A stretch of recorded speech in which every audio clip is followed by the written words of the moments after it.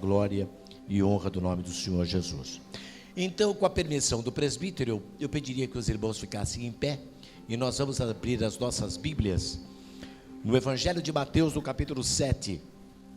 E aconteceu que, concluindo Jesus esse discurso, a multidão se admirou da sua doutrina, porquanto os ensinava com autoridade e não como os escribas. Eu vou ler mais uma vez, você fique atento, para ficar bem fixado na nossa memória esses versículos que já são conhecidos de vocês todos.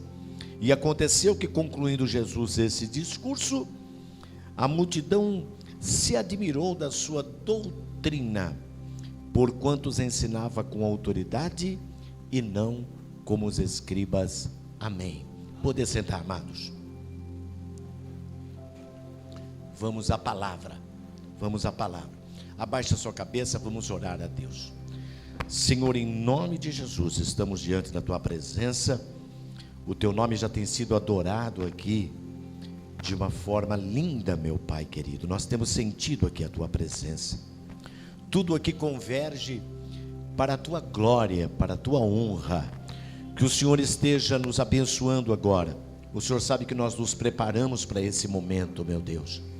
Que o Senhor nos faça lembrar, que o Senhor, sobretudo, abra a porta da palavra e fale com a tua igreja. É assim que oramos no nome de Jesus, e quem crê diga amém. Pode ser um pouco mais forte, diga amém. Glória a Deus, o povo é abençoado. Os milagres de Jesus na natureza. O texto que nós lemos então fala que aconteceu que, concluindo Jesus esse discurso, a multidão toda se admirou da sua doutrina, porque os ensinava com autoridade e não como os escribas. Que discurso é esse que Jesus ele estava concluindo? É o chamado Sermão do Monte. Todos nós conhecemos o Sermão do Monte. Ele compreende 3 capítulos de Mateus: Mateus capítulo 5, Mateus capítulo 6 e Mateus capítulo 7. Nós temos os valores do reino, a ética do reino, o padrão de conduta do reino. Os cidadãos do reino, eles entram pela graça, não entram? Pela graça. Pela graça sois salvos mediante a fé. Isso não vem de vós, é dom de Deus. Não vem por obras para que ninguém se glorie. Mas os cidadãos ou cidadãs do reino de Deus, eles têm parâmetros éticos de conduta. E esses parâmetros éticos, eles constam no Evangelho de Mateus, capítulo 5, 6 e 7. E aqui a multidão se admirava, porque via o filho de José e Maria, do ponto de vista terreno, logicamente, porque ele é Deus, veio dos céus, e ele lá está hoje à destra do Pai, e admiravam-se porque viam a versatilidade de Jesus, a sabedoria de Jesus, o poder que emanava das suas palavras, as manifestações curativas que ele efetuava através da pregação do Evangelho do Reino. Os milagres de Jesus na natureza. A encarnação do Senhor Jesus, ela deu-se em meio a um cenário de humildade, na medida que ele despiu-se momentaneamente dos privilégios relativos à sua divindade.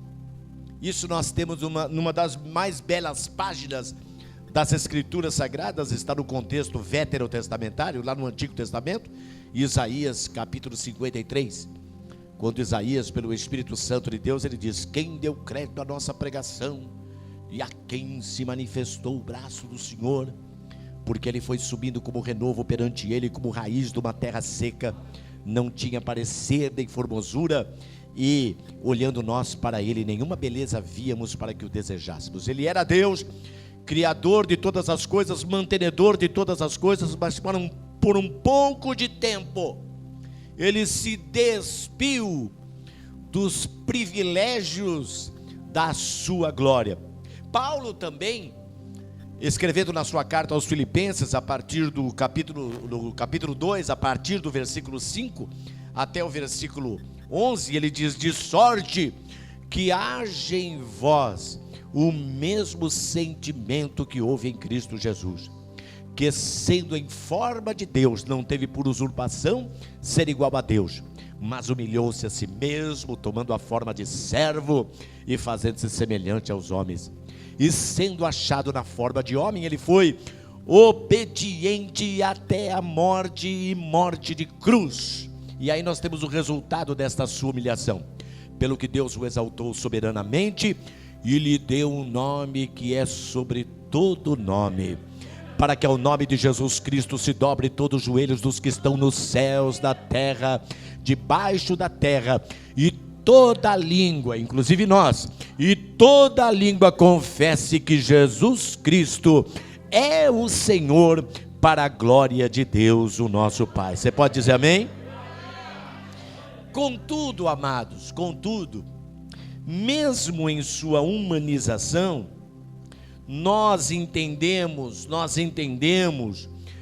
do ponto de vista bíblico, que ele era 100% Deus e 100% homem. Isso nós aprendemos na doutrina bíblica, isso é doutrina bíblica, e vocês certamente aprenderam e continuam aprendendo, sendo informados, estão muito bem informados, com certeza, dessas questões. 100% Deus e 100% homem.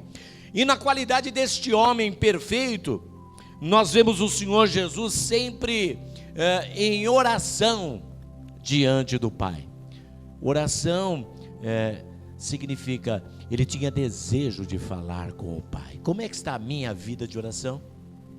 Como é que está a tua vida de oração? Não vai ficar chateado comigo, não é? Como é que está a minha vida de oração? Primeiro a minha.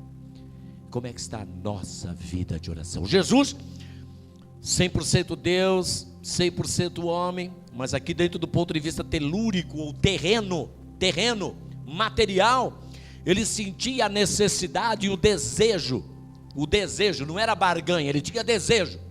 Orar não é fazer barganha. Deus, eu estou orando, o Senhor vai ter que fazer. Vai ter coisa nenhuma. Ele quer saber se eu tenho desejo de falar com Ele. Assim como o namorado gosta de falar com a namorada, não é? Assim como o esposo gosta de falar com a esposa, assim como nós gostamos de nos relacionarmos com os nossos amigos. Eu essa madrugada, essa noite passada, eu fui dormir 4 horas da manhã, porque eu estava com um grande amigo, o pastor Elias Rodrigues, lá em Mojimirim, e conversa vai, conversa vem, conversa, porque a gente está com um bom amigo, não é? Um bom amigo, as irmãs aí com uma boa amiga, então a gente vai, e vai, e vai. Quando eu fui ver, gente, vão dormir, porque eu ainda tinha que tomar um banho, né, para tirar, né, aquele suor, não é? Aquele cheirinho, e fomos dormir 4 horas, e eu fui dormir 4:30 da manhã, não é? Porque estávamos com um bom amigo. Orar é falar com um bom amigo, aquele que nós temos o desejo de comungar. E Jesus era aquele que gostava de falar com o Pai. Eu estou introduzindo o assunto para nós adentrarmos nos milagres de Jesus na natureza. Estou introduzindo o nosso assunto aqui. Alguns textos aqui que eu relacionei, que relatam uma narrativa bíblica que relata então o Senhor Jesus comungando, falando com o Pai. Mateus capítulo 14, no versículo 23, após a primeira multiplicação dos pães e dos peixes lá, não é? Os 5 pães e os 2 peixes, que nós já vamos falar daqui a pouquinho. Jesus, ele despediu a multidão e ele subiu ao monte, versículo 23 do capítulo 14 de Mateus. Ele subiu ao monte para orar à parte, e chegada já a tarde, ele estava ali só, orando, falando com o Pai, derramando a sua alma perante o Pai. Lucas capítulo 6, versículo 12, também, no momento precedente de uma grande tomada de decisão de Jesus. Jesus tinha uma grande tomada de decisão. Qual era a decisão de Jesus? Ele iria escolher o chamado colégio apostólico. não é? Colégio apostólico. Nós conhecemos bem aí os 12 apóstolos, não é verdade? Não é? Simão Pedro, André, seu irmão, Tiago e João, os filhos de Zebedeu, Filipe, Bartolomeu, Mateus, Tomé, Tiago, filho de Alfeu, Simão o cananita, Judas, filho de Tiago, ou então o Lebeu, também apelidado Tadeu, e o traidor Judas Iscariotes, o que o traiu, o que foi substituído posteriormente lá em Atos capítulo 1, foi substituído por Matias, não é? Por Matias, que veio suprir aquela vacância, aquela vaga que foi deixada por Judas, e ele ocupou a 12ª cadeira do colégio apostólico. Agora o que acontece? Jesus foi orar, ele passou uma noite inteira orando, Lucas capítulo 6, porque no dia subsequente, no dia seguinte, ele tinha uma grande decisão para fazer. Talvez nós estamos diante de pessoas aqui que têm decisões para fazer. Eu tenho decisões na minha vida, tenho decisões, e tenho colocado diante de Deus em oração. Não se antecipe no tocante às tuas decisões. Ore a Deus, clame a Deus, coloque a tua vida na presença de Deus, coloque as tuas coisas diante de Deus. Filipenses capítulo 4, versículo 6, o apóstolo São Paulo fala acerca dessa questão. Ele diz: não andeis ansiosos por coisa alguma, mas antes as vossas petições sejam em tudo conhecidas diante de Deus, o vosso Pai, pela oração e súplicas com ações de graças. Jesus passou uma noite inteira orando, porque no dia seguinte, no dia subsequente, ele teria que escolher o colégio apostólico, e ele teria que escolher pessoas valorosas. Outro dia eu ouvi num texto, e eu não estou aqui recriminando essa pessoa não, mas eu ouvi num texto que Jesus escolheu 12 pessoas que eram todos eles problemáticos. Eu não concordo com isso não, porque na verdade problemáticos somos todos nós. Todos nós. A Bíblia diz o que, mas no bom sentido, não estou querendo rebaixar a tua autoestima não, hein? O que diz em Romanos capítulo 3, versículo 10? Não há um justo. Ué, nem um justo, então acho que eu também, não é? Sim ou não? Não há um justo nenhum sequer, não há quem faça o bem, não há nem quem busque a Deus, porque todos juntamente se extraviaram. Não há quem busque a Deus, não há nenhum só. Não é? Romanos capítulo 3, versículo 23, porque todos pecaram e destituídos estão da glória de Deus. Romanos 6, 23, o salário do pecado é a morte, mas o dom gratuito de Deus é a vida eterna por Cristo Jesus nosso Senhor. Então ele escolheu 12 pessoas abençoadíssimas, como você e como eu, mas que tinham os seus problemas. Essa coisa de rotular os 12 apóstolos como, não é? 12 cabeças de bagre, 12 problemas, eu não gosto disso não. Eram 12 homens dignos, porque foram escolhidos pelo Senhor Jesus, amém? Assim como eu e você é uma pessoa digna, viu? Às vezes alguém pode ironizar da tua pessoa, pode desvalorizar a tua pessoa, mas Jesus te valoriza. Você é uma pessoa altamente valorizada no reino de Deus. Você crê nisso? Levante a sua mão e dê glória a Deus. Glória a Deus. Ainda em Lucas capítulo 19, no versículo 46, quando Jesus ele fez aquela chamada purificação no templo, quando ele percebeu que havia lá no templo o quê? Os cambistas, pessoas que queriam fazer do templo de Deus uma fonte de lucro, de comércio, exclusivamente de comércio. E aqui eu não vou entrar no detalhe aqui um detalhe eu vou falar para vocês. Mas sabe uma coisa que eles faziam? Os judeus eles tinham pelo menos 3 festas anuais: o Pessah, o Shavuot e o Sukkot. Ficou claro aí? Não, deixa eu explicar, né? O Pessah é a Páscoa, né? A Páscoa, Pentecostes e Tabernáculos. Haviam 7 festas pelo menos, mas essas 3 grandes festas: Páscoa, Pentecostes e Tabernáculos. Havia as ofertas lá do pacto do Antigo Testamento, estabelecida por Deus, onde eles deveriam levar, não é, principalmente na Páscoa, levar a sua oferta diante de Deus. Aí quando eles chegavam lá da sua região de origem, chegavam lá em Jerusalém, no templo edificado por Salomão e que foi ampliado posteriormente por Herodes. Aí, o que eles faziam? Os homens do templo, os sacerdotes do templo, não é? Os comerciantes do templo, aquelas pessoas que começaram a utilizar-se, não é, da religiosidade judaica para fins comerciais exclusivamente. Então a pessoa vinha com o seu cordeiro, a sua pomba, não é? E eles diziam: não, esse animal não presta, esse animal deixa aqui com a gente, esse animal não presta, você vai ter que comprar um animal nosso. Aí eles deixavam aquele animal lá, não é? Lá no cantinho, vendiam um animal para a pessoa, só que o próximo que vinha comprar o animal, eles pegavam que animal? Aquele animal ali, entendeu? Jesus, percebendo isso, e Jesus era uma pessoa muito devotada à oração, ele sabia que a vitória do crente, ela se dá pela oração, Eu já orei? Ore um pouquinho mais. Você já orou? Ore um pouquinho mais, busque mais ao Senhor. Ele disse: a minha casa será chamada casa de oração. Lucas capítulo 19, no versículo 46, Jesus disse aos cambistas: está escrito, a minha casa será chamada casa de oração.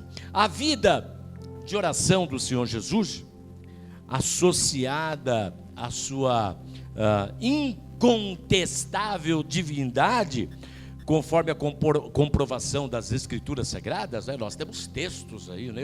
Eu sempre gosto de fundamentar as minhas posições. Eu sei que você conhece, mas eu gosto de fundamentar as minhas posições, não é? É interessante que a gente pontue alguma coisa e a gente fundamente. Qual o fundamento? João capítulo 1, por exemplo, é um livro que atesta, dentre outros, não é? Ele atesta a divindade do Senhor Jesus. No princípio era o verbo. Quem era o verbo que estava no princípio? Jesus, não é? No grego é enarche enhologos, kairologos em prostonteon, ou seja, no princípio era o verbo, Jesus, e o verbo era Deus. Ora, se o verbo que está no princípio é Jesus, estava no princípio, ele era Deus, então Jesus é Deus. No princípio era o verbo era Deus, o verbo estava com Deus, o verbo se manifestou entre nós, e vimos a sua glória, como a glória do unigênito do Pai. O Jesus que nós cultuamos hoje aqui, aleluia, na pessoa do seu precioso Espírito Santo, Paráclitos, o Consolador, o Substituto, ele é Deus, e ele está a abençoar a nossa vida nesta noite. Nós vamos sair daqui como todas as noites, renovados, restaurados, aleluia, com as nossas convicções fortalecidas, aleluia, com as amarras da nossa fé, aleluia, muito mais fortalecidas para a glória do nome do Senhor Jesus, aleluia.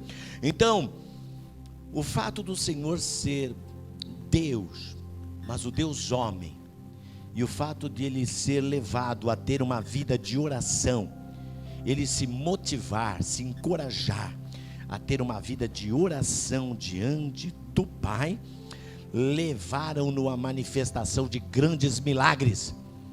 Ele era Deus, mas como homem ele buscou a Deus. Ele tinha o prazer de estar na presença do Pai, e por conta disso, grandes milagres ocorreram durante o seu exercício ministerial. Jesus teve um ministério, não é? De cerca de 3 anos, alguns comentaristas argumentam que chegou a 3 anos e meio, mas 3 anos é um período assim considerado, não é? Para o ministério do Senhor Jesus. Dentre as grandes operações, e aqui nós já vamos adentrar aqui nesses milagres de Jesus na natureza, aquilo que Deus colocou no meu coração a partir de pesquisas, de leituras e releituras, não é, que nós fizemos aqui. Eu procurei me empenhar, me esforçar, porque afinal de contas nós estamos falando para a igreja de Jesus Cristo, estamos falando das coisas do reino de Deus, e as coisas do reino de Deus são extremamente relevantes.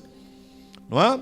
Grandes milagres foram operados pela pessoa bendita e gloriosa do Senhor Jesus Cristo, não é? E dentre essas grandes operações, eu quero passar aqui com vocês a destacar alguns milagres de Jesus na natureza e os seus propósitos. Eu quero destacar milagres e propósitos. Amém? O milagre, ele tem um propósito. Assim como eu hoje, logicamente, nós, não é? Somos meros mortais, vasos de barro, mas se alguma coisa é feita, ela tem um propósito. Amém? O grupo de louvor louvou bem, não é verdade? Se o pregador prega bem, se o cantor canta bem, tem um propósito. Qual é o propósito? A glória do Senhor. A glória do Senhor. 1 Coríntios capítulo 10, versículo 31, o apóstolo São Paulo, escrevendo à igreja grega de Corinto, na Grécia, não é? Ele diz: portanto, quer comais, ou bebais, ou façais outra qualquer coisa, fazei tudo para a glória do homem, não é? Não, para a glória de quem? De Deus, de Deus, a glória de Deus, a glória de Deus, que o nome dele seja louvado para todo sempre, glória a Deus. Os primeiros desses milagres que eu quero destacar aqui são os milagres de Jesus na natureza para suprimento. Os milagres de Jesus na natureza para suprimento. Então, o milagre não é uma operação aleatória. Foi operado o milagre. Para quê? É para a glória de Deus e ela tem um propósito. Os milagres de Jesus na natureza para suprimento. O primeiro deles, então, está concentrado em Mateus capítulo 14, versos 14 ao 21. Não é? Eu recomendo, se você quiser, agora é lógico, você fique à vontade, nós estamos na presença de Deus. Se você quiser, de repente, você pode anotar, e durante a noite ou durante a semana você pode fazer as suas leituras devocionais. Mas quem sou eu para definir? Aquilo que você se sentir mais à vontade, só uma sugestão da minha parte.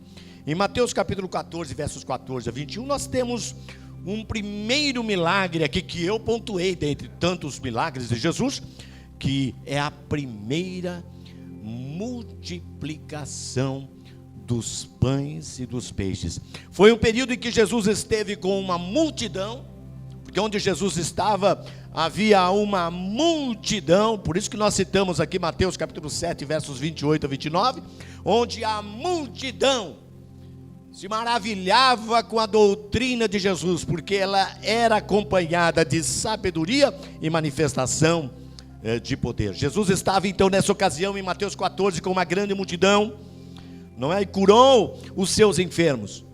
Mas diz a Bíblia no Evangelho de Mateus, o chamado Evangelho do Reino, ele, chegada a tarde, os seus discípulos aproximaram-se dele dizendo: o lugar é deserto e a hora já é avançada. Então os discípulos quiseram dar a Jesus, né, o tom dos encaminhamentos de Jesus. Outro dia eu vi um grande pregador, um homem de Deus. É só uma reflexão para você, tá bom?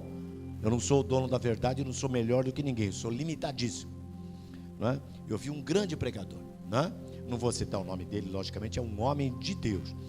Mas em determinado momento da sua prédica, ele disse assim: então, Jesus, eu fiz a minha parte, agora, Senhor, cumpre a tua aí, ó. Agora é com o Senhor, não é? Eu acho que é meio perigosa essa pontuação. Não que ele teve más intenções, é um homem de Deus, amém? Um homem de Deus. Mas é perigosa essa pontuação. Quem somos nós, vis mortais, para colocar Jesus em xeque em algum momento? Deus em xeque em algum momento? Mas Deus ele sabe o que deve fazer. Eu particularmente, eu aprendo pelas Escrituras, eu me achego diante de Deus, eu digo: Deus, eu preciso dessa situação. O Senhor sabe que eu sou um pó, eu sou barro, não é? Sou limitado, sou extremamente frágil, mas no nome de Jesus, eu me atrevo a falar contigo no nome de Jesus. Não é? Me atende, Senhor, em nome do Senhor. Agora, nunca colocando Deus em xeque. Agora é contigo, Senhor. Ele é Senhor. Paulo escrevendo na sua carta aos Filipenses, que nós lemos, Filipenses capítulo 2, a partir do versículo 5, para que toda língua confesse que Jesus Cristo é o Senhor. Essa igreja é uma igreja abençoada, hein? Sabe de tudo, não é? Para que toda língua confesse que Jesus Cristo é o Senhor. Ele é o Senhor. Agora, por favor, eu não estou querendo macular a imagem de absolutamente ninguém. Tem homens de Deus aí. Eu só estou compartilhando com você alguma coisa que eu acredito a partir das Escrituras, não é? Agora a nossa vida é a nossa vida, não é? Se a pessoa acha de uma outra forma, pode achar e a gente respeita. Só que eu acho, do ponto de vista bíblico, não é uma questão subjetiva, pessoal, do ponto de vista bíblico, eu não me vejo no direito de em nenhum momento colocar Deus na parede e falar: Deus, agora o senhor vai ter que fazer, hein? Vai ter que fazer o quê? Eu tive meu pai, que hoje já é falecido, o senhor André Lopes. Se eu chegasse para o meu pai e falar: o senhor vai ter que fazer alguma coisa, ele ia estender aquela mãozinha dele, que era uma mão, vai dando uma mão pesada. Ele ia falar: meu filho, você está vendo essa mão? E a tua orelha, você está vendo ou não? Já deu para entender, não é? O mistério, entendeu? Ele era uma boa pessoa. Agora imagina, eu vou querer colocar Deus na parede. Colocar Deus na parede. Não, ele vai fazer, ele vai atender, ele vai abrir portas. Sim, ele vai fazer aquilo que é bom para você. Aleluia. Ele já está operando, intervindo em situações da tua vida, da tua família. Aleluia, mas do tempo dele, da forma dele, para a glória soberana dele. Então eles disseram: Senhor, despede a multidão. Já faz alguns dias que eles estão com o Senhor, não é? E a hora já é avançada. Despede essa multidão para que vão pelas aldeias e comprem comida para si. Jesus, porém, lhes disse, Jesus jogou para eles, é aí que eu quero chegar. Jesus jogou para eles e disse: não deixe que eles vão, dai-lhes vós de comer. Entendeu? Deu para entender, não? É assim que eu vejo. Senhor, então, queria definir, mas são boas pessoas, eu não estou querendo descaracterizar, entendeu? São boas pessoas. Senhor, então, faz isso, só querendo estabelecer, não é, como alguém já diz, a agenda, o cronograma, não é? Os passos. Jesus, esse é o passo. Ah, é? Esse é o passo? Pois eu vou dar um outro passo para vocês: dá-lhes voz de comer. Aí eles disseram, melhor dizendo: Senhor, olha o tamanho dessa multidão. Nessa ocasião eram cerca de 5 mil homens, não é? 5 mil homens, além de mulheres e crianças. Há eruditos, né? Eruditos estudiosos das Escrituras que chegam a uma contabilidade aí de aproximadamente 10 mil pessoas, não é? Porque mulheres, não é? Comparativamente com homens, numa determinada reunião, tem mais mulheres do que homens, não é? Hoje aqui parece que está, né? Mas mesmo assim tem bastante mulher, e é o que a gente vê, né? Tem muitas mulheres, crianças, podendo chegar a 10 mil, mas vamos ficar com essa cifra aqui que está pontuada em Mateus 14, 5 mil homens, além de mulheres e crianças. Mas Senhor, o que são 5 pães e 2 peixes? Mas Jesus iria começar um grande milagre na natureza, glória a Deus, para suprimento de vidas. Aqueles pães, aqueles peixes foram colocados nas mãos do Senhor Jesus. Eles orientaram segundo a ordem do Senhor Jesus para que aquela multidão se aceitasse na relva. Jesus deu graça, apresentando aquele pão e os peixes. Deu aos discípulos, porque as coisas de Deus, para que ocorra multiplicação, para que ocorra sinais, elas têm uma ordem. Não é eu achar, não é? Falar, não, o presbítero Davi faz, eu também faço. Não é assim, não. Na casa de Deus tem ordem. Não, o que ele faz eu faço também. Não é assim, não. Na casa de Deus tem ordem. Se lá na escola, na faculdade tem ordem, se lá no trabalho tem ordem, tanto mais na casa de Deus, nas coisas pertinentes ao reino de Deus, as coisas têm ordem. Jesus deu graça deu graças, apresentou aqueles pães e aqueles peixes diante do Pai, deu aos discípulos e eles deram uma multidão. E o que aconteceu? Todos eles se saciaram.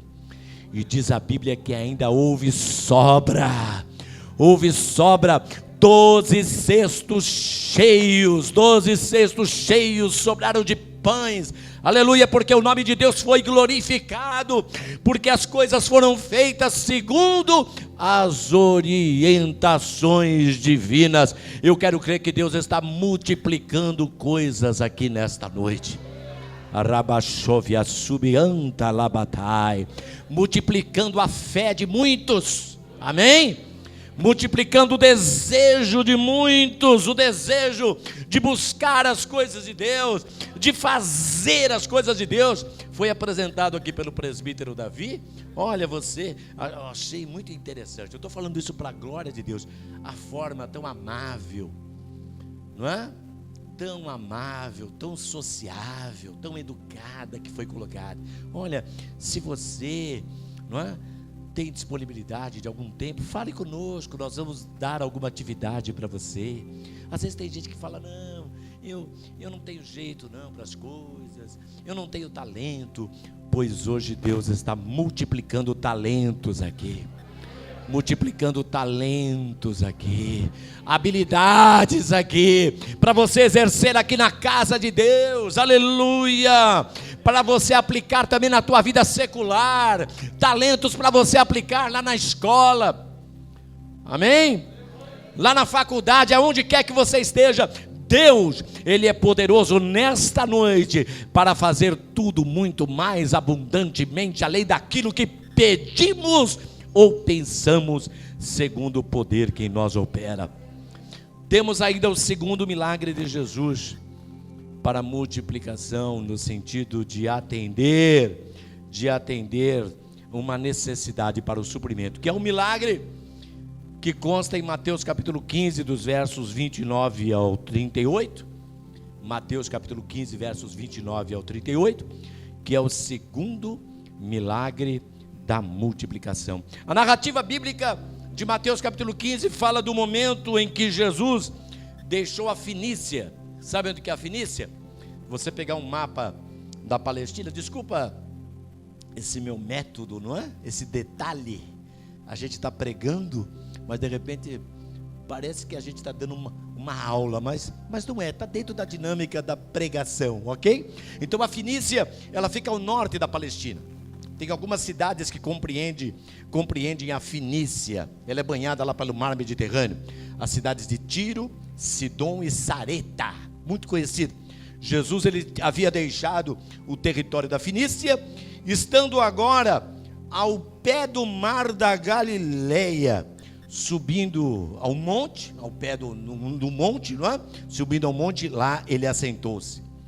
Momento em que veio a ele muito povo que trazia cegos, coxos, mudos, aleijados e muitos outros, sendo por Jesus curados, não é? Sendo por Jesus curados, e a multidão vendo os grandes milagres operados por Jesus, diz a Bíblia, que eles glorificavam o nome do Senhor, eles glorificavam o nome do Deus de Israel. E em dado momento, Jesus disse aos seus discípulos que tinha compaixão daquela multidão. Essa é a segunda multiplicação, tinha compaixão da multidão, pois já estavam com ele havia 3 dias, não tendo agora o que comer. Jesus tinha a intenção de suprir a necessidade daquela multidão que estava circundando o Senhor Jesus. Jesus queria supri-los para que eles não viessem falecer no caminho. E os seus discípulos, eles disseram, Senhor, de onde nos viriam num deserto como esse tantos pães para saciar essa multidão? E Jesus então perguntou-lhes, o que vocês têm? Ah, Senhor, nós temos aqui, na época lá era um número um pouquinho menor, não é? Haviam mais pães e mais peixes, mas era um número um pouco menor, mas era um menor que era grande também, não é? E eles disseram: Senhor, nós não temos aqui senão 7 pães e alguns peixes. Eram mais pães do que a primeira, não é? Mais pães do que a primeira e mais peixes, porque haviam alguns peixes, não é? Um número indefinido. Na primeira era um número definido, 2 peixes, 5 pães, 2 peixes. Aqui era um número indefinido, 7 pães e alguns peixes.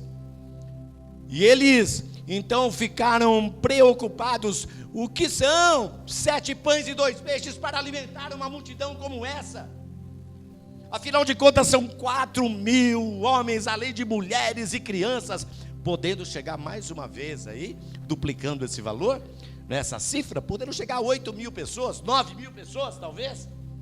Mas vamos ficar mais uma vez com essa cifra que está aqui, catalogada, registrada na narrativa bíblica: 4.000 pessoas, que é gente para chuchu, para comer pão e para comer peixe. Sabe o que eu quero dizer para você nesta noite? Jesus pode multiplicar coisas aqui nesta noite. Glória a Deus. O milagre da multiplicação, ele ocorre nos nossos dias. Ele multiplica as nossas convicções, ele multiplica a nossa fé, ele multiplica a nossa força, ele multiplica o nosso ânimo. Creia nisso no nome do Senhor Jesus. Receba essa palavra no nome do Senhor Jesus. Ele multiplica o teu vigor nesta noite, para a glória do nome do Senhor Jesus. Glórias a Deus. Mais uma vez colocaram aqueles pães, aqueles peixes diante do Senhor Jesus.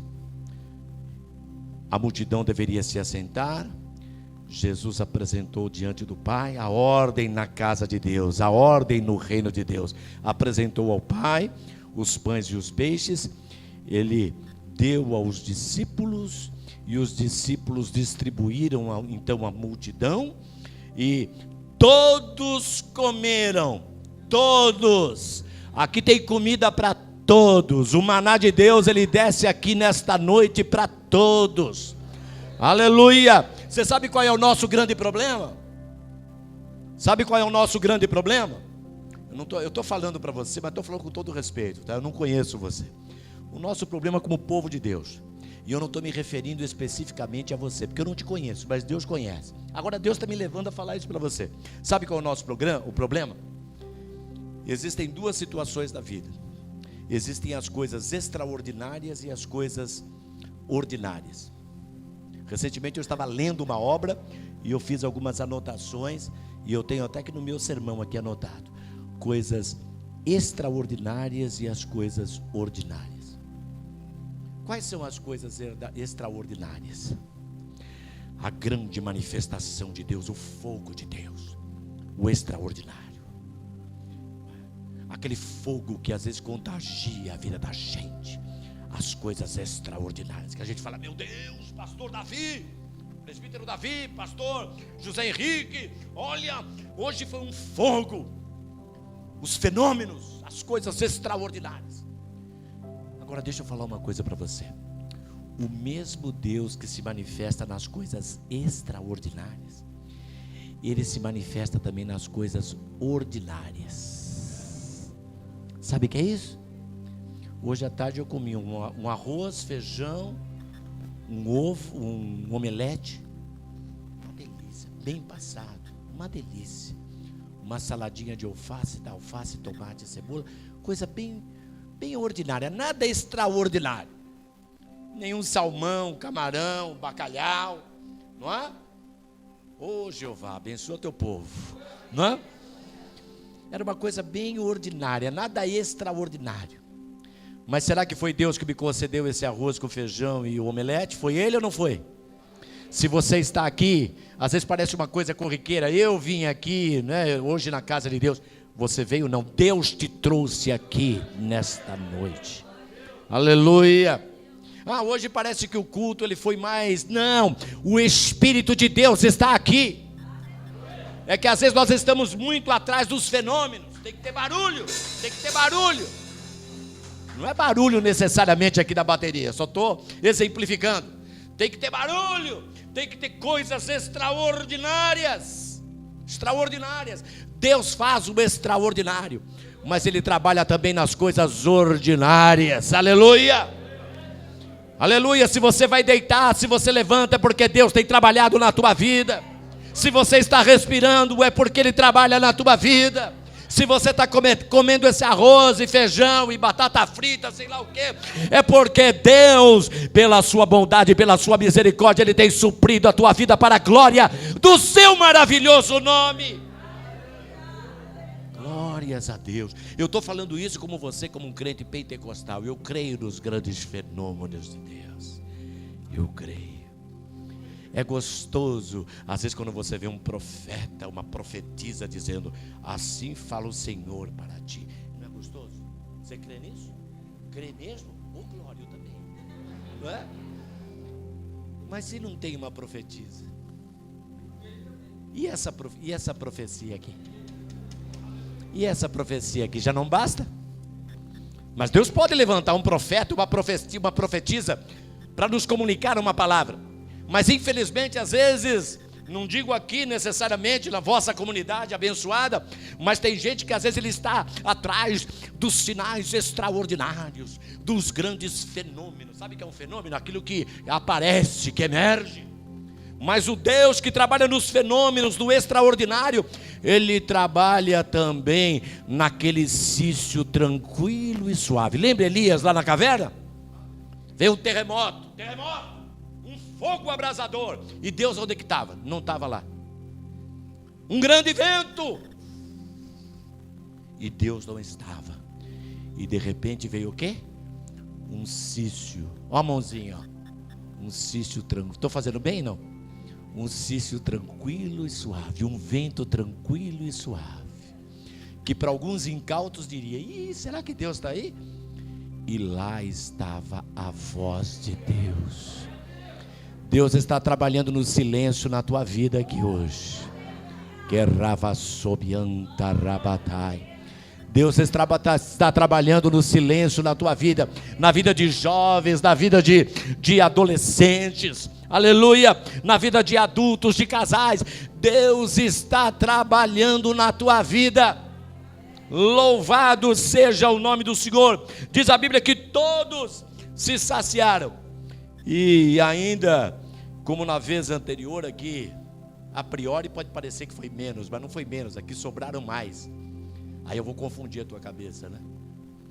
Nós sobraram mais, porque diz que todos se saciaram e sobraram 7 cestos cheios. Aí você pode falar para mim: pastor, mas eu não quero complicar, eu não estou aqui numa aula de teologia, mas só para dar esse esclarecimento para você, posso? Diga amém. Lá sobraram 12, aqui 7, não é isso? Aí eu disse para você: sobraram mais aqui. Sabe por quê? O cesto lá da primeira multiplicação eram cestos menores. Eu não estou falando isso porque eu acho, não é? Lá eram 12 cestos cheios, né?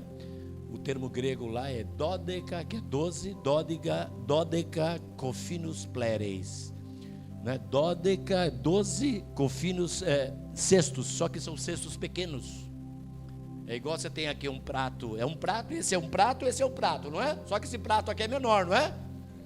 Então lá eram cestos pequenos. Eu estou falando isso não é porque o pastor Djalma acha, porque eu fui dormir e hoje eu levantei achando isso. Não, porque está lá no grego, não é? E já aqui em Mateus capítulo 15 sobraram mais, porque aqui são repta 7, espiridas pleres, são cestos maiores. Tanto é que esse cesto aqui é o mesmo termo usado para aquele cesto que Paulo foi colocado quando ele foi descido lá na muralha da cidade de Damasco. Então é diferente, né? Um cesto que cabe o apóstolo Paulo, um homem adulto, não é verdade? É um cesto bem maior. É igual na nossa casa, talvez você tenha uma sacola que é pequenininha, ou uma bolsa pequenininha, é tudo bolsa, né? Mas de repente você tem uma bolsa, não é verdade? Algumas mulheres, não são todas, que põem lá um monte de coisa. Algumas, hein? Algumas que gostam de sapato e algumas também que gostam também, é difícil, mas que gostam de bolsas também. Então, o segundo grupo são os milagres de Jesus na natureza, para livramento e para a confirmação da sua divindade. Você está me entendendo? Diga amém. Então o primeiro grupo aqui foram os milagres de Jesus na natureza para suprimento. O segundo grupo são milagres de Jesus na natureza para livramento e para a confirmação da sua divindade. Em Mateus capítulo 14, versos 22 ao 33, após a primeira multiplicação dos pães e dos peixes, Jesus ordena, dá uma ordem aos seus discípulos que não é nada agradável. A priori, a gente às vezes lê naquela dinâmica, aquela leitura dinâmica, a gente não se apercebe de alguns detalhes. Por isso que a Bíblia é sempre nova, não é? Eu, para perceber alguns detalhes das Escrituras, eu preciso ler 1, 2, 3, 20, 30, e estou lendo até os dias de hoje. E vou aprendendo com todo mundo. Eu quero prestar atenção em todo mundo, porque é gostoso falar, mas é gostoso também a gente ouvir. Não é verdade? Não é, minha jovem? Não é?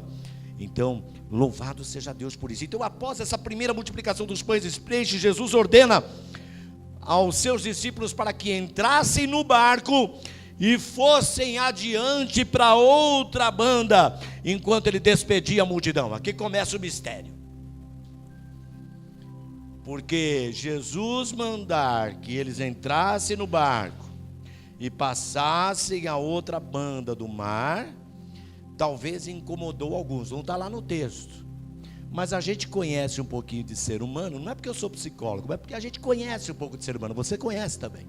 Nós somos humanos, às vezes a gente gosta de ficar no lugarzinho que a gente está. Se veio alguém mexer com a gente e falar, olha, a rotina vai mudar. No trabalho às vezes acontece isso, olha, a rotina mudou. Já aconteceu isso com você, não? Olha aí, Deus está confirmando a palavra. Tem coisa que às vezes muda. Olha, mudou a rotina, veio um decreto lá do governo federal, não sei da onde, da alta gestão da empresa, então algumas rotinas mudaram. E às vezes a gente fica, essa mudança, está tão bom aqui, não é? Está tão bom aqui, agora muda, não é? Às vezes o pastor também fala, olha irmãos, a gente vai mudar um pouquinho o horário do culto, se for preciso, não é? De repente, alguma outra situação, nós vamos pintar a igreja de uma outra cor, mudanças, adaptações, as quais requerem uma adaptação, e às vezes nós resistimos. Eu estou falando isso porque às vezes Deus ele quer fazer algumas mudanças na minha vida e elas me incomodam. Talvez tenha algumas pessoas que estão sendo submetidas a algumas mudanças que têm incomodado a tua vida. Deixa eu falar uma coisa para você no nome de Jesus. Eu estou falando isso aqui não está no meu sermão, não. A gente monta o sermão, mas sobretudo eu estou confiando no Senhor. Se tem alguma mudança que está acontecendo lá na tua empresa, na faculdade, aqui na igreja, alguma situação que eu não conheço, e ainda bem que conheço, porque Deus conhece, creia que isso é promovido pelo Senhor, para a glória do Senhor, para moldar o nosso caráter. Arabachovia subcantanaba catarabatai. Aleluia! Para que o nome dele seja glorificado, para que nós possamos amadurecer. Porque às vezes o meu desejo é que o mundo gravite em torno de mim. Não é aquela posição narcisista, não é? Narcisista é aquela pessoa que quer sempre estar em voga, não é? Que quer ser o foco das atenções. Não é assim. Não é assim que acontece. As coisas são feitas para a glória de Deus. Isaías capítulo 55, parece que a partir do versículo 6, o Senhor ele diz pela boca do profeta: buscai o Senhor enquanto se pode achar, invocar enquanto está perto. Não é? Deixe o ímpio o seu caminho, o homem maligno os seus pensamentos, se converta ao Senhor, que se compadecerá dele. Torne para o nosso Deus, porque grandioso é em perdoar. Daí ele diz assim, porque os meus pensamentos são mais altos do que os vossos pensamentos, e os meus caminhos, diz Deus, são mais nobres do que os vossos caminhos. Porque assim como os céus são mais altos do que a terra, assim são os meus caminhos mais nobres do que os vossos caminhos, e os meus pensamentos mais elevados do que os nossos pensamentos.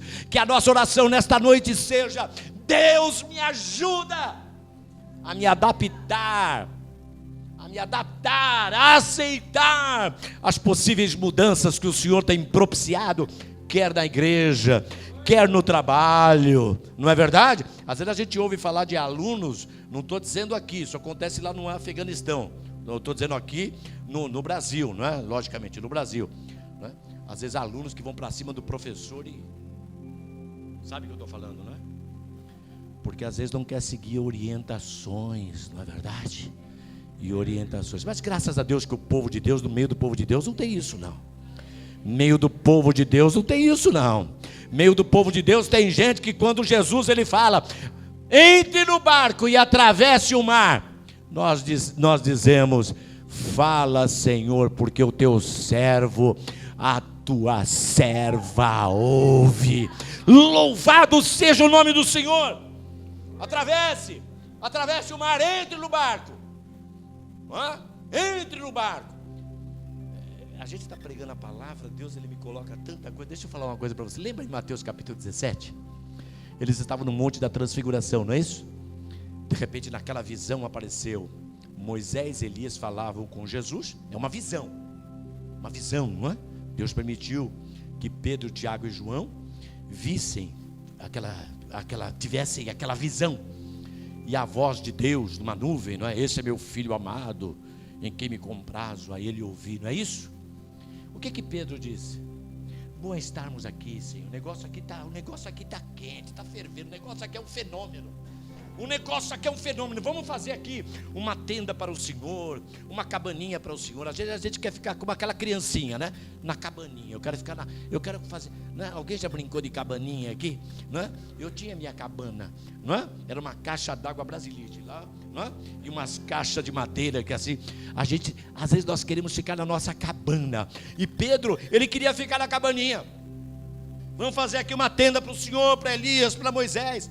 E Jesus fez com que ele entendesse que não, havia um rapaz possesso lá embaixo, que deveria ser liberto pelo poder do seu nome, na autoridade do seu nome, como de fato foi.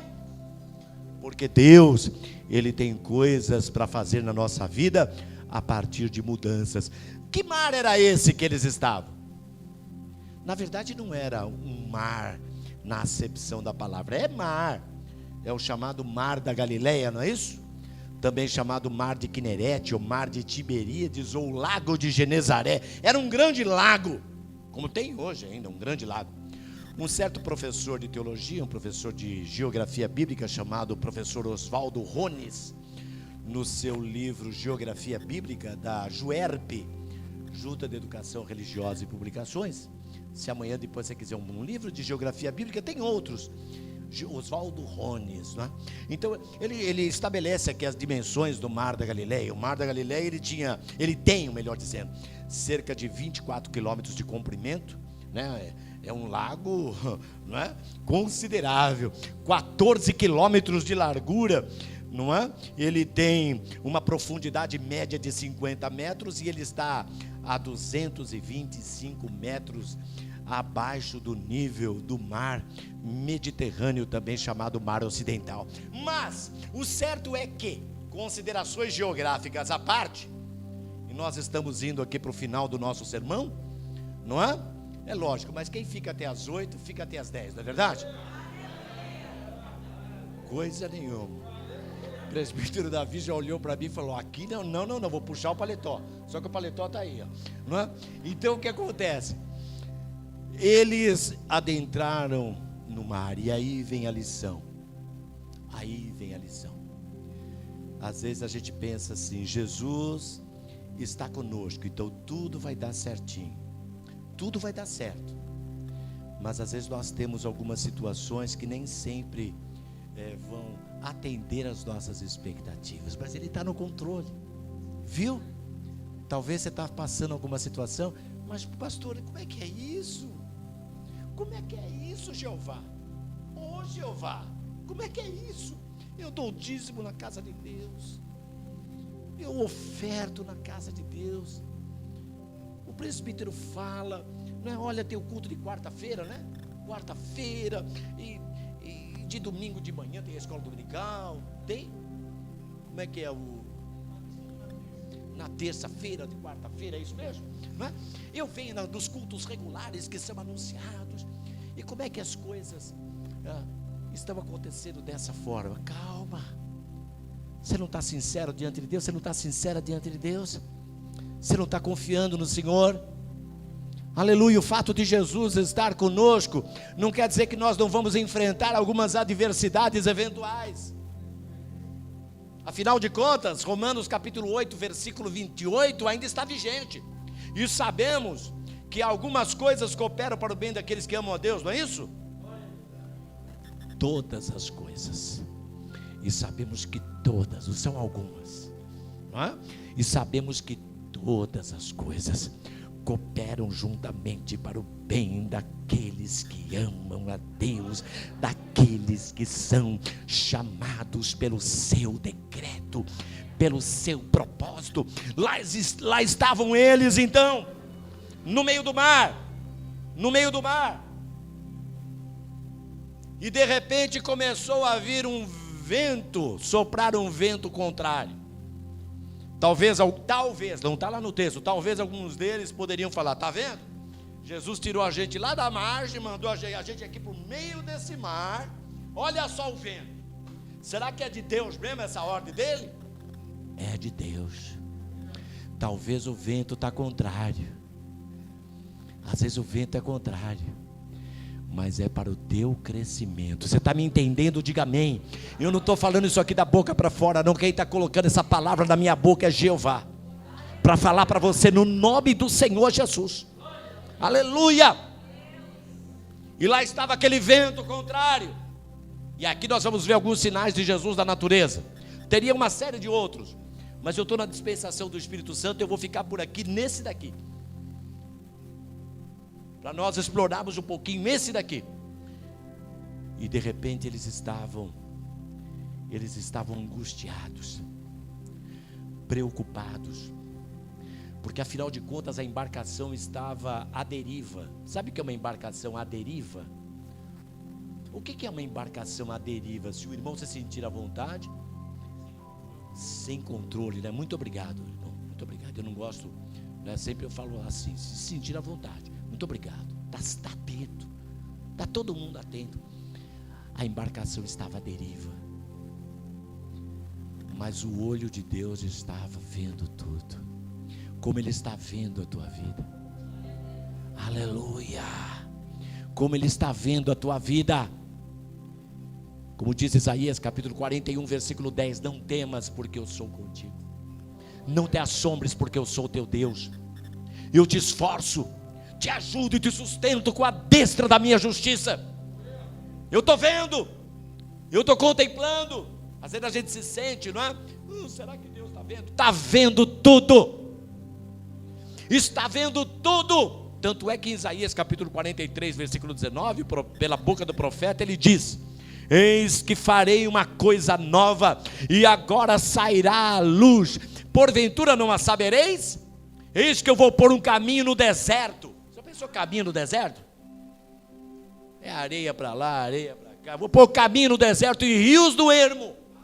Onde está tudo seco, eu vou colocar um rio, eu vou abrir uma porta, eu vou criar uma situação, eu vou favorecer a tua vida, eu vou intervir na tua causa. Mas às vezes nós passamos por algumas situações que não são mais as agradáveis.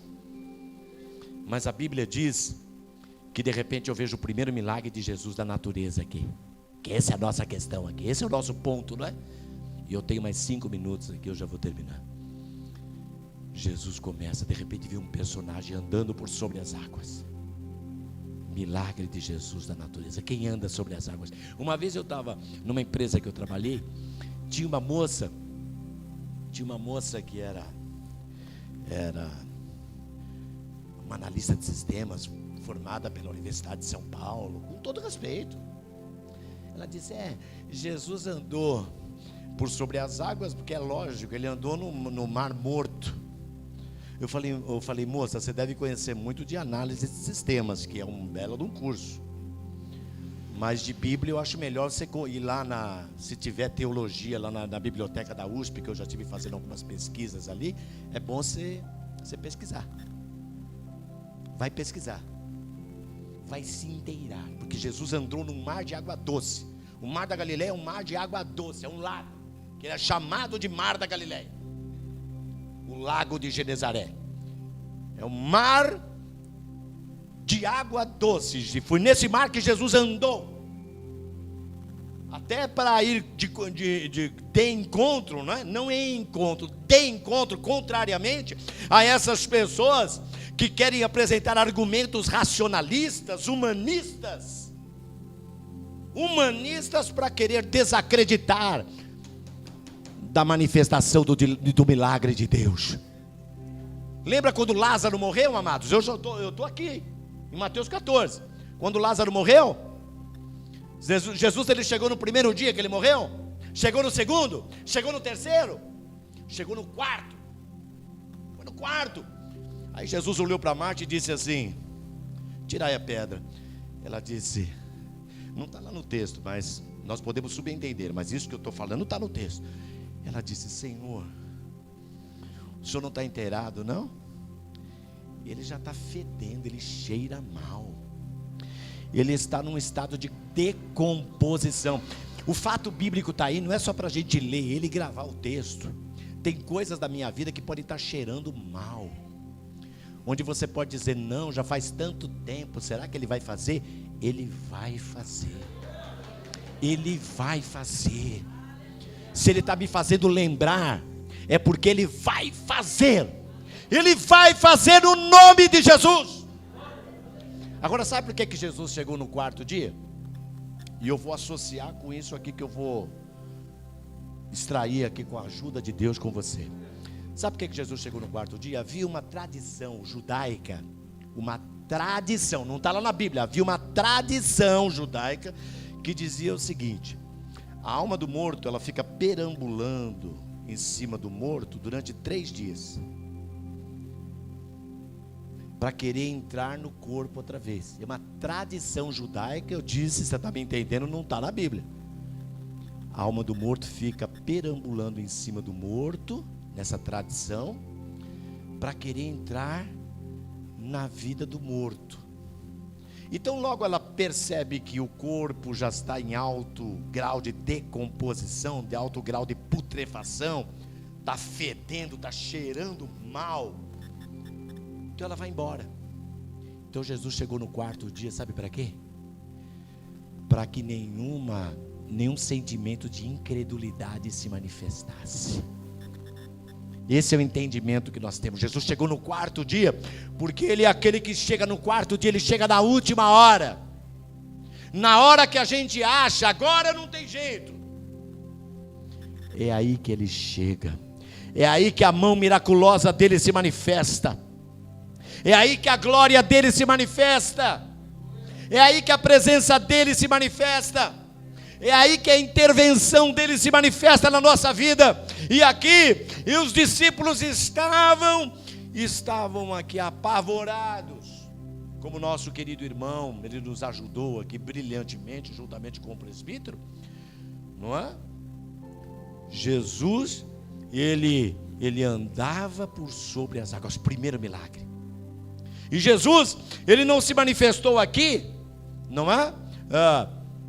Na primeira vigília, ou na segunda, ou na terceira, mas ele se manifestou na quarta vigília. Mas antes de ele ser ainda reconhecido, nós temos um segundo milagre, que quando ele andava por sobre as águas, ele estava indo em encontro aos discípulos, e eles viram Jesus, mas não identificaram Jesus.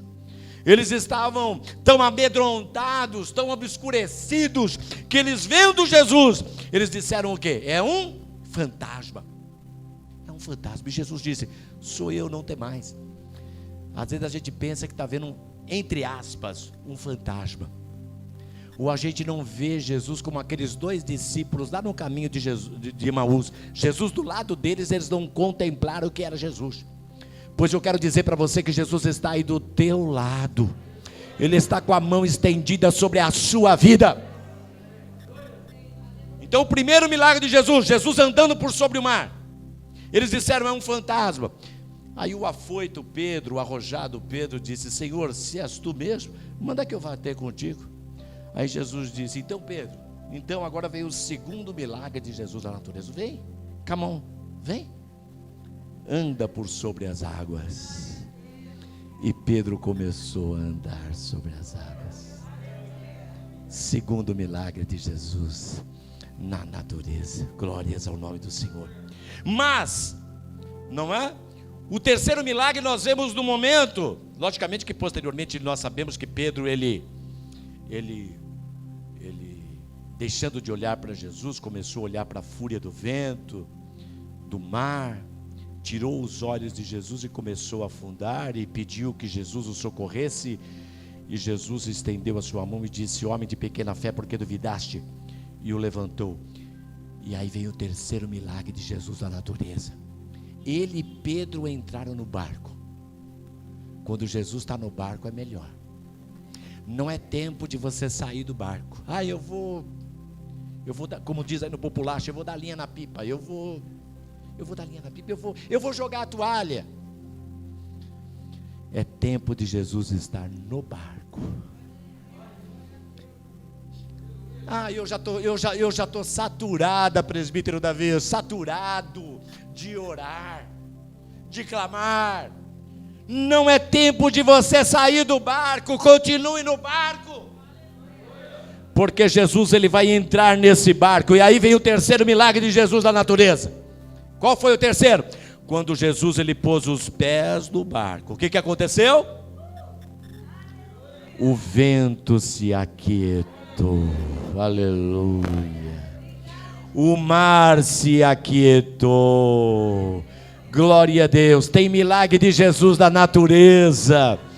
Tem mar que está se aquietando, tem vento que está se aquietando, aleluia, tem intervenção de Deus na tua vida.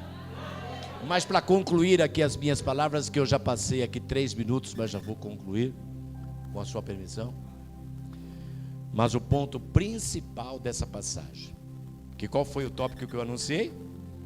Milagres de Jesus da natureza para livramento e confirmação da sua divindade.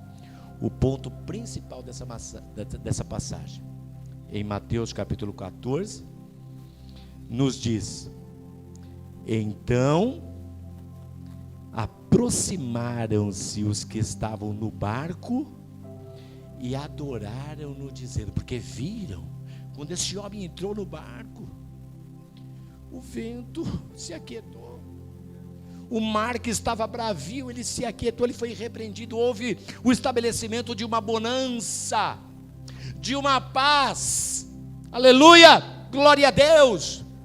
Hoje Jesus está declarando para cada um de nós: deixo-vos a paz. Aleluia, o mar está se aquietando, a minha paz vos dou, não vos la dou como o mundo a dá. Não se turbe o vosso coração, nem se atemorize.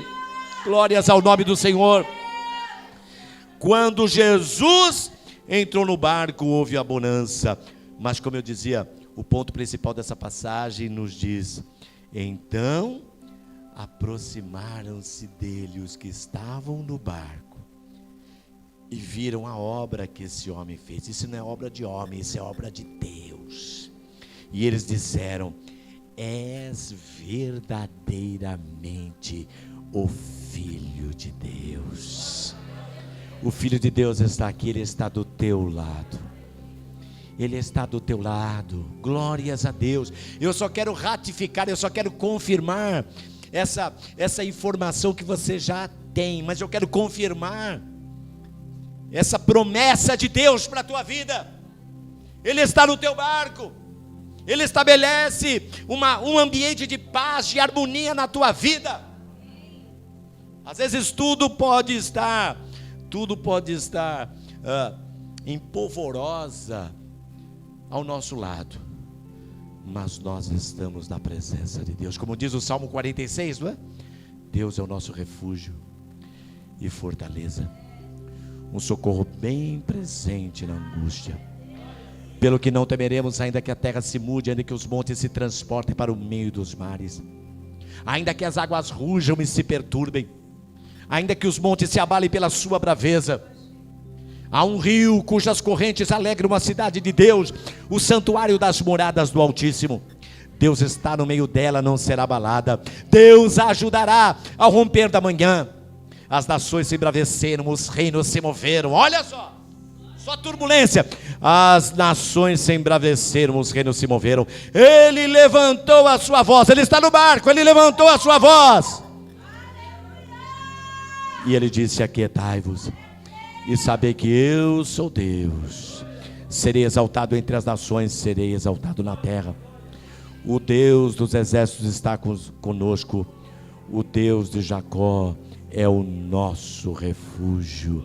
Receba a bênção de Deus, o consolo de Deus, o fortalecimento de Deus, a intervenção de Deus, no santo, no glorioso, no precioso nome de Jesus. Abaixe a sua cabeça, coloque a mão no seu coração.